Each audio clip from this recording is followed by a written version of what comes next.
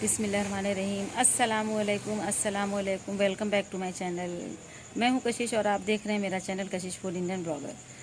तो सोचा कि चलो ब्लॉग स्टार्ट कर दिया जाए। और ये जो है मगरिब की अज़ान हो चुकी है। अभी आपने जैसा कि सुना वो मगरिब की अज़ान थी। और मगरिब से पहले असर की अज़ान हो गई थी। और नमाज़ पढ़कर मेरे पापा घर आए थे तो मेरे खालू आ गए, जिनकी तबीयत बहुत ज़्यादा ख़राब हो गई थी, जिनको हार्ट की दिक्कत थी। उनका ऑपरेशन भी हुआ तो वो आए थे, उनका बेटा आया था। तो वो लोग गए थे लारी दिखलाने के लिए, यानी मेडिकल कॉलेज। तो अपॉइंटमेंट था उनका। तो वो लोग अपॉइंटमेंट मतलब जो था वो वहाँ पर ऑनलाइन हो चुका था। जिन लोगों ने ऑनलाइन अपॉइंटमेंट लिया होगा बस उन्हीं को डॉक्टर्स देख रहे थे। अगर आप हॉस्पिटल में कुछ भी रूल्स मतलब हटाते हैं और न्यू रूल्स लाते हैं तो आपको भी जो है मरीज के मोबाइल नंबर के ऊपर वो मैसेज जो है भेजना चाहिए। हॉस्पिटल की मतलब जिम्मेदारी बनती है, क्योंकि कौन सा बंदा अपॉइंटमेंट ले माजरत कौन सा बंदा अपॉइंटमेंट ले करके कितनी कितनी दूर से आता है और किन किन तकलीफ़ों से आता है, कैसे कैसे वो पैसे जमा करता है, इसका ख्याल गवर्नमेंट को ज़रूर रखना चाहिए। तो बेचारे इतनी दूर से आए फैज़ाबाद से और उनको डॉक्टर ने नहीं देखा। ये लारी मतलब ये जो लारी है 2-3 मरतबा तो सही से देखते हैं, उसके बाद फिर तो समझ में नहीं आता है कि क्या होता है। अब उन्हीं ने 13 तारीख की अपॉइंटमेंट दी है, कहने लगे आपको नहीं देखेंगे। बताइए, वो बेचारे, उनकी तबीयत नहीं अच्छी, उनकी पीठ में इतनी शदीद दर्द थी कि जब वो जाने लगे तो बेचारे बच्चों की तरह रो रहे थे। मुझे इतना अजीब सा लगा, हम रोने लगे, मेरे पापा भी रोने लगे, मेरी मम्मी भी रोने लगी। मतलब कि मरीज़ एक तो ऐसी परेशान है, और अगर वो आए थे तो डॉक्टर्स को उनको देख लेना चाहिए था, इसलिए कि वो 150 किलोमीटर से आए थे। क्योंकि मेरा घर जो है फैज़ाबाद, क्योंकि बाराबंकी से 100 किलोमीटर पड़ता है, और 100 किलोमीटर के बाद फिर जो है अंदर आपको 25-30 किलोमीटर या 35 किलोमीटर अंदर जाना पड़ता है। ऊपर से जब मरीज़ की तबीयत ख़राब होती है, वो सफ़र किस कंडीशन में, किन हालात में और किस मिजाज में करता है वो सिर्फ एक पेशेंट ही जानता है ना। वो बेचारे इतनी दूर से आए, मुझे इतना खला। मुझे मेरे सामने वो डॉक्टर होते ना तो शायद मैं उनको बहुत अच्छी सी डांट लगा देती, बहुत कायदे से। मुझे सुन करके गुस्सा आ रही थी कि मतलब कि पेशेंट को दौड़ाना हुआ, या तो आप जो है मोबाइल नंबर के ज़रिए आप मैसेज करिए कि आप ऑनलाइन अपॉइंटमेंट लेकर के तभी तभी आ सकते हैं। मेरा थोड़ा सा गला ख़राब है, तबीयत अच्छी नहीं है ना, इसलिए।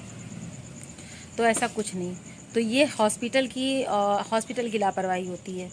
तो इस तरह की लापरवाही नहीं करनी चाहिए। पेशेंट के साथ जो है इस तरह का खेल, गंदा खेल नहीं खेलना चाहिए। मुझे नहीं समझ में आती ये सारी बातें। ये चीटिंग होती है बहुत बड़ी, ठीक है। और उसके बाद वो लोग सिर्फ 10 मिनट थे मेरे घर, सिर्फ 10 मिनट, ज़्यादा देर रुके नहीं, क्योंकि उन्हें वापस भी जाना था और खालू की दवाएं वगैरह घर ही पर ही थी, और वो ऑलरेडी परेशान थे बहुत ज़्यादा। और हाँ, ये रुक तब सकते थे जैसे कि डॉक्टर कह देते आज जैसे अपॉइंटमेंट थी, आपको नहीं देख सकते, कल आप आके दिखला लीजिएगा, तो खालू मेरे रुक जाते। लेकिन उन्होंने नेक्स्ट मंथ की दी है, 13 तारीख की, यानी कि 13 अप्रैल की, है ना, 13 अप्रैल की दी है उन्होंने डेट उनको देखने के लिए। और इसी बीच अगर मरीज़ की तबीयत ज़्यादा ख़राब हो जाए तो क्या वो गारंटी लेते हैं मरीज़ को सही करने की, या मतलब देख सकेंगे? नहीं देखेंगे ना, तो उनकी फ़ॉल्ट है। तो इसी बात को सोच करके, और वो इतने कमज़ोर और इतने मतलब इतने कमज़ोर हो गए, हम आपको बता नहीं सकते हैं। अभी आप क्लिप में आके देखिएगा। तो चलिए, हम आपको अपने खालू से मिलाते हैं। और मुझे जिस बात पे गुस्सा आई वो मैंने जो है शेयर कर दिया है। और जो लोग मेरे चैनल पे आज नए होंगे वो लाजमी मेरे चैनल को सब्सक्राइब कर लेंगे, बेल आइकन को ज़रूर प्रेस करेंगे, ऑल पे करेंगे बेल को, ताकि आने वाली वीडियो की नोटिफिकेशन सबसे पहले आप सबको मिल सके। और इंस्टा पे भी मुझे फॉलो कर लीजिएगा, इंस्टा की आईडी मेरे डिस्क्रिप्शन में पड़ी हुई है। तो चलिए वीडियो शुरू करते हैं। आगे की क्लिप आपके साथ शेयर करते हैं, और साथ में आपके साथ लौकी के कोफ्ते की रेसिपी भी शेयर करते हैं। और वीडियो पसंद आएगा तो प्लीज़ प्लीज़ फिर से एक बार गुजारिश है कि उसको जो है लाइक कर दीजिएगा। लाइक के कोई पैसे नहीं पड़ते हैं, और शेयर भी कर दीजिएगा। अगर अपनी ज़िंदगी में मुझे कुछ अजीज़ है तो मुझे ये रिश्ते अजीज़ हैं, क्योंकि ये रिश्ते नहीं तो कुछ भी नहीं। और हम जब से पैदा हुए और जब से मेरी आँख खुली और हम समझदार हुए, मैंने हमेशा सिर्फ खाला खालू को ही जो है हमसे मोहब्बत करते पाया, वो भी सच्ची वाली। तो बस जो सच्ची मोहब्बत देते हैं ना, तो वो दिल में वो मकाम रखते हैं जिसका अंदाज़ा कोई लगा ही नहीं सकता है। जो इन रिश्तों की अहमियत को और उनकी ज़रूरत को, इनकी शिद्दत को समझता होगा ना, तो ये वही समझ सकता है। और आज मुझे बहुत बहुत खाला मेरे खालू रोए। अभी आप खुद आके देखिएगा। और ये मेरा कज़िन ब्रदर है, यानी मेरा खालाजाद भाई अनीस, जिससे मैं बहुत दिनों से आप सबसे मिलाना चाहती थी। ये मेरा भाई है, मेरा भाई, और मुझे भाइयों की तरफ बहुत बहुत बहुत अजीज़ है। हम लोग बहुत बचपन में एक साथ रहे। जब भी हम छुट्टी में जाते थे स्कूल से, जब भी मेरी मतलब गर्मियों की छुट्टी हुआ करती थी, समर वेकेशन, तो बस मैं खाला के घर गई। और मेरे नज़दीक और कोई रिश्ता इतना अहमियत रखता ही नहीं, क्योंकि और रिश्तों ने मेरी कदर ही नहीं की। मुझे कभी मोहब्बत ही नहीं थी, कभी शिद्दत से चाहा ही नहीं। यहाँ तक कि मेरे शौहर का इंतकाल हो गया, उसके बाद भी किसी रिश्ते ने इतनी तरजीह नहीं दी, मेरे बच्चों के सर पे हाथ नहीं रखा। लेकिन मेरे खालू, मेरे खाला, मेरे मेरे ननिहाल के ये रिश्ते ऐसे हैं ना, जिन्होंने मुझे हमेशा एक मकाम दिया, एक इज़्ज़त दी, मोहब्बत की शिद्दत दी हैं। तो फिर अब वो अपने ही हुए ना। तो ये मेरे खालू हैं, बहुत प्यारे। आप इनके लिए दुआ ज़रूर करिएगा, ज़रूर ज़रूर ज़रूर करिएगा, ताकि ये जल्दी से अच्छे हो जाएं, क्योंकि ये हमको बहुत टूटे हुए नज़र आए। और मैंने कोशिश बहुत की कि इन्हें रोक सकूं, लेकिन जो है रोकने में नाकामयाब रही। और जैसे ही ये जो है कार के अंदर बैठे, बस इन्होंने छोटे बच्चों की तरह रोना शुरू कर दिया। आप मुझसे पूछें कि ये जब रो रहे थे तो मुझे कैसा लग रहा था। मेरा दिल रो रहा था। तो बस जो अपने होते हैं वो अपने होते हैं। और ये बहुत किस्मत वाले हैं कि इनका बेटा इनको इतना ज़्यादा चाहता है और इतना ख़याल रखता है। बदकिस्मत है वो बेटे जो अपने माँ बाप की कद्र नहीं करते हैं। ये मेरा भाई इसलिए मुझे बहुत ज़्यादा अजीज़ है, क्योंकि ये मेरे खाला खालू को वो इज़्ज़त देता है जो एक बच्चे को, एक लड़के को अपने माँ बाप को देना चाहिए।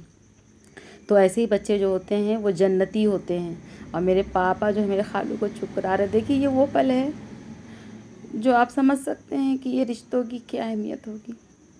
मुझसे वॉइस ओवर भी नहीं किया जा रहा।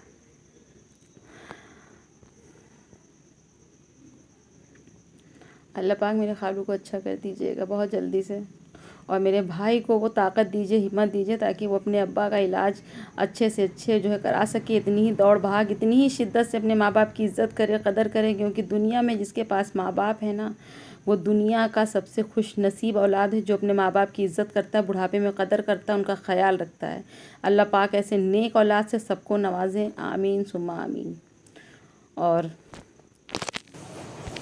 बस यही कहना चाहेंगे कि माँ बाप की कद्र करिए। माँ बाप हैं तो घर में समझ लीजिए कि दुआओं का साया है।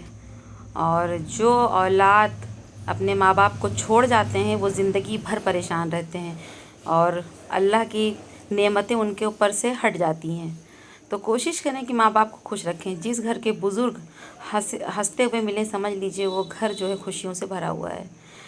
तो कहाँ तक आप मेरी बात से इत्तेफाक रखते हैं, कमेंट सेक्शन में ज़रूर बताइए। और ममता की गर्मी भी मुझे खाला खालू ने ही दी। ऐसे ही मेरे खाला खालू। तो जनाब बढ़ते हैं अब रेसिपी की जानिब, और बना रहे हैं यहाँ पर लौकी के कोफ्ते। और अब गर्मी आ रही है, लौकी की तासीर जो होती है वो बहुत ठंडी होती है, और हमारे नबी मोहम्मद मुस्तफ़ा सल्लल्लाहु ताला अलैहि वसल्लम को लौकी खाना बहुत पसंद था। ये हमारी सेहत के लिए बहुत मुफीद और ये सुन्नत भी है। तो यहाँ पर जो है हमने लौकी को अच्छे से जो है कश कर लिया है, और उसे वॉश करके उसका पानी जो है निकाल दिया है। तो और निकालने के बाद उसे रख दिया है। और यहाँ पर जो है 1 कप के करीब लौकी हमारी 3 पाव के करीब है, और 1 कप बेसन है, जिसे हमने ड्राई रोस्ट कर लिया है। और उसके बाद उसके अंदर हरी धनिया, हरा मिर्चा, थोड़ी सी प्याज कश करके डाला है, और थोड़ा सा गरम मसाला, और थोड़ा सा नमक, थोड़ी सी हल्दी, थोड़ी सी धनिया का पाउडर, थोड़ा सा मिर्ची का पाउडर, और इसे डाल करके अब जो है अच्छे से इसको हम जो है मिला लेंगे। और मिलाने के बाद जो है इसको गोल गोल शेप में बनाने के बाद इसे हम फ्राई करेंगे। और आप में से कोफ्ते लौकी के कौन कौन बनाना पसंद करता है, किसे किसे लौकी के कोफ्ते खाना पसंद है, और किन के बच्चे खाते हैं लौकी के कोफ्ते, वो भी बताइएगा। क्योंकि लौकी कोई जल्दी से खाता नहीं है, कद्दू कोई जल्दी से खाता नहीं है। लेकिन अगर आप चाहते हैं कि आपके बच्चे भी लौकी खाएं, तो आप इस तरह से जो है लौकी के कोफ्ते बनाइएगा ज़रूर, मेरे वाले अंदाज़ में। वैसे तो बहुत ही सरल सी रेसिपी है, बिल्कुल ईजी, तो जो मैं आपके साथ शेयर कर रही हूँ, बता भी रही हूँ। तो मुझे तो बहुत पसंद है, और मेरे यहाँ सबको पसंद है। तो मैंने सोचा कि चलो आज लौकी बनाते हैं डिनर में। और सबको खिलाते हैं क्योंकि लौकी आ गई है। और आप लोग लौकी की कौन कौन चीज़ें बनाते हैं? लौकी का हलवा भी बनता है, लौकी चने की दाल में भी बहुत अच्छी लगती है, लौकी के कबाब भी बहुत अच्छे लगते हैं। और बहुत से लोग लौकी की खीर भी बनाते हैं। लौकी की कुछ लोग गुजरात साइड में जो है क्या कहते हैं, पराठे में भी बनाते हैं। तो ऐसा है। तो यहाँ पर देखिए हमने कोफ्तों को फ्राई कर लिया है और ये बहुत नरम सॉफ्ट होते हैं। तो यहाँ पर हमने लहसुन, अदरक, प्याज को और टमाटर को अच्छे से पीस लिया था और उसके बाद उसमें कुछ सूखे जो डेली यूज़ वाले मसाले होते हैं वो डाले हैं। तो यहाँ पर हल्दी है, धनिया है, मिर्च है, ये सब आप अपने अंदाजे से डाल लीजिएगा क्योंकि आप तो बहुत समझदार से सब्सक्राइबर हैं मेरे। और यहाँ पर कश्मीरी मिर्च बिल्कुल डालना मत भूलिएगा क्योंकि ग्रेवी का जो कलर है उसी से आएगा।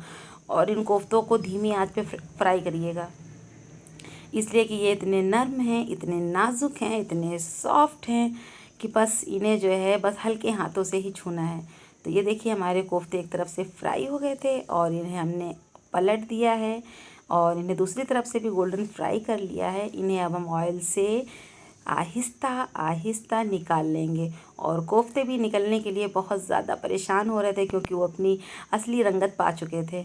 और उसके बाद जो है अगर हम इन्हें और फ्राई करेंगे ना तो इनकी शक्ल बिल्कुल जो है काली काली हो जाएगी, ना बेचारे कोफ्तों को अच्छी लगेगी और ना खाने वाले को ना देखने वाले को।